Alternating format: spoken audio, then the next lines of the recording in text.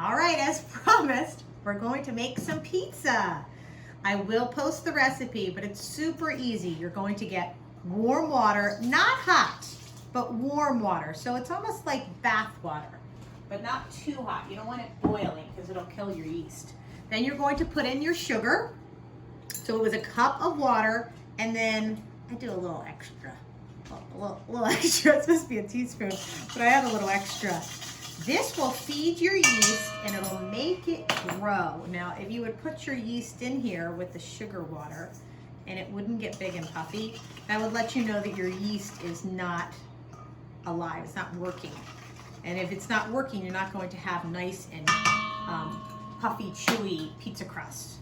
So if you look, I don't know if Emma can get that. That's how it should start to puff up.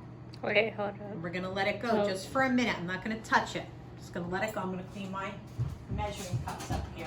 Put them in the sink. All right. And as that's going, we'll let it go just for a minute, maybe even less. It'll puff up a little bit. Once it gets puffy, then I can start adding the flour, and I'm going to add the salt. Again, just another teaspoon. This is enough to make one extra large pizza. Okay? I did this before we started the video, and this is what I ended up with after I added the salt and the flour and I mixed it up and I let it rest. And do you see the air bubbles right here? That's gonna get you a nice chewy crust. So maybe we'll get that out and we'll punch it down so we can make a pizza too on the video. So if I punch it down, it's a little sticky. I need a little bit of flour on there. You want your dough to be able to be rolled out and to be formed into a pizza. And you see how I'm touching this? My hands aren't getting really dirty, but this, I need a little bit of extra flour there. So I'll put my bowl over here in the sink too. Now, don't be alarmed. That's not one pizza recipe. Recipe for one pizza. This is enough pizza for dough for 4 pizzas. It's a lot. So, but I have a very hungry family because we're expecting a snowstorm. So I made a little bit extra dough. The great thing about this dough too, once you make it, you can always keep it in your fridge. You can even freeze it and then get it out and put it on your counter to make pizza whenever you'd like. All right, so this is getting nice and puffy. So the longer it sits here, it'll get puffier and puffier. But for sake of teaching, what you're going to do then is you get your flour. And of course you want to put your salt in. The salt gives it some flavor. If you don't put the salt in, it'll taste like it's missing something almost. And I'm just refreshing my memory. It's 2.5 cups. So I'll get this measuring cup again. So again, it was water, sugar, yeast, a little bit of salt. And I kind of just give it a shake. You don't pat it down like you're doing a brown sugar or anything like that. That was 2 cups. You're going to need 2.5 probably. Let's see how I'm just stirring it. I don't know if Emma can see that. That was our videographer today. How long have we been going, Em? How long's the video?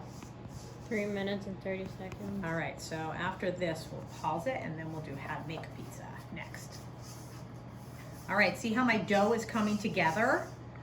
It's starting to come together. It's starting to change consistency. And at the end, you see how my bowl is nice and clean? If you have a clean bowl at the end, that means that you're getting close to where you want to be with your dough. See this little tool here.